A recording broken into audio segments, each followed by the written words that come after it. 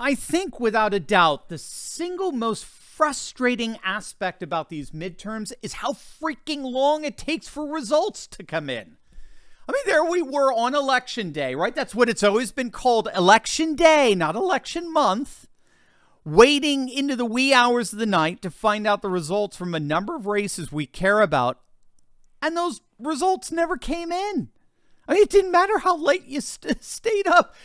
We wake up the next morning only to find race after race after race, particularly in the House, remaining undecided because apparently the people who count the votes count at a speed that would make a snail fall asleep. This, unfortunately, in the era of mail-in ballots, at least when it comes to some states, is the new normal. But that said, here we are 2 days later, and we are finally starting to see those results come in. And it's looking very, very good for the GOP. As of yesterday, the Republicans have flipped another 5 seats in the House, totaling thus far a 16-seat gain. In the New York District 4 congressional race, Republican Anthony D'Esposito was declared the winner over his opponent, Laura Gillen. In Michigan, Republican John James was officially declared the winner in the hotly contested race for their newly created 10th district. In Iowa's 3rd congressional district, Republican Zach Noon has been projected the winner, flipping that seat.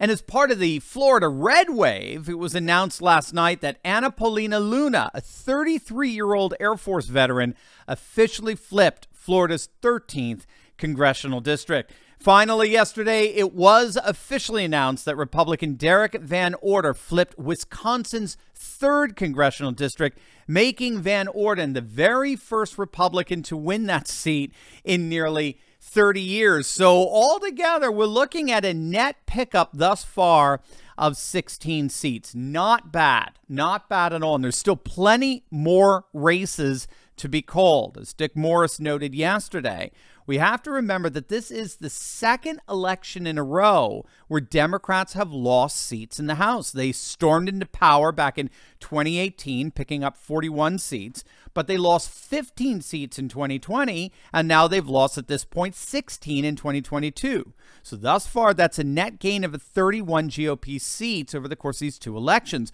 which is good news indeed. Again, suggesting a multi-year trajectory against the Democrats. By the way, news is coming out from Arizona. Kari Lake is poised to take the lead from Katie Hobbs today, again in an utterly maddening third world election system. Arizona election officials are slowly counting through a batch of about 400,000 votes, the vast majority of which are election day votes, which are thus far overwhelmingly favoring Kari. So the pollster Rich Barris is predicting that Kari should win by around a 3% margin, and that will hopefully be enough to help bring Blake Masters over the finish line as well. We'll see on that. Obviously, no promises there, but things certainly look very, very good for Kari.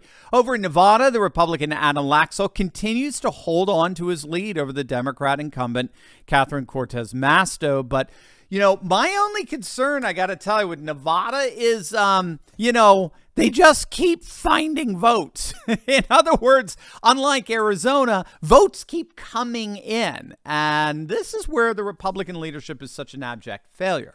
They did absolutely nothing to counter these kinds of shenanigans. So we'll see. I mean, Harry Reid turned Nevada into quite the Democratic machine, particularly Clark County. So hopefully, Laxalt's going to pull this off. Now, there are some astonishing election results coming out of all places.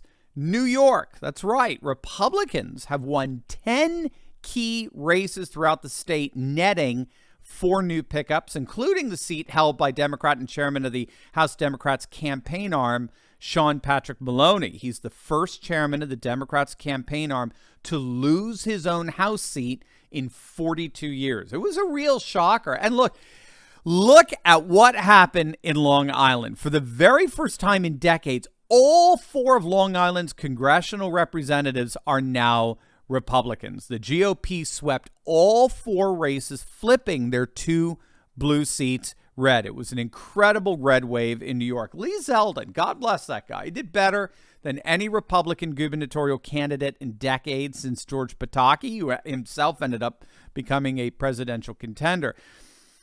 You see, I think in many respects, we were robbed of the spectacle enjoyment of a midterm election. I mean, I can still remember going all the way back to 1994, the night of the Gingrich Revolution, and I remember clear as day seeing Dan Rather's panicked face when he looked into the camera and stated in a jittery voice, "We've just got confirmation that the Republicans are poised to take the House.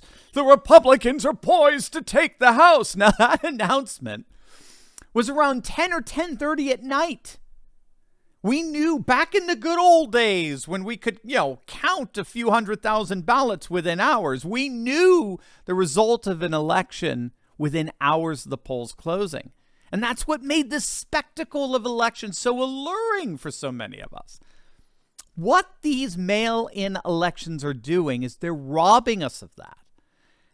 And then, yes, of course, add to that the utter and total frustrating embarrassment of the John Fetterman fiasco, of which the Republican establishment, they totally blew Pennsylvania. You add that kind of frustration in the mix.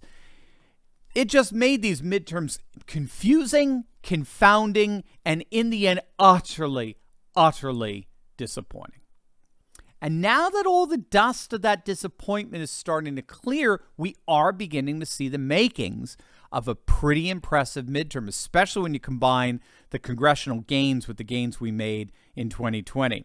As of right now, Tom Bevan of Real Clear Politics, he's reporting that Republicans are maintaining a 6 million vote lead in the House races. The Cook Political Report has confirmed that it was indeed a Republican +6 election day turnout. Republican +6. That exceeds even what we were predicting here. We predicted +4 following a bipartisan projection analysis. But here's the kicker. While a Republican +6 equated to utterly massive blowouts in states like North Carolina and Florida and Texas and Kentucky and Oklahoma, it did not translate into comparable blowouts in Pennsylvania, Michigan, Wisconsin. I mean, we're still waiting, of course, on the Pony Express to arrive from the results from Arizona and Nevada. So what accounts for these discrepant results? Is it because of Trump? No. It's because of the GOP establishment. McConnell, McCarthy, McDaniel, they failed to come up with an effective strategy to counter the mass mail-in ballot Democrat initiatives specific to those states. In other words, that +6 Republican turnout crushed it in states that have cracked down on mail-in ballots, while it hit a wall in states that continue 2020 election norms. That is what we're going to have to figure out on how to counter in the next election. Because if we do, we may finally see that red tsunami we've all been waiting for. As always, make sure to smack that bell and subscribe button. You'll definitely want to check out my latest video. It was our special live stream last night on Kerry Lake surging, but we cover a whole range of topics that you're going to absolutely love. It was a real special night, so make sure to click on that link, and I'll see you over there. God bless.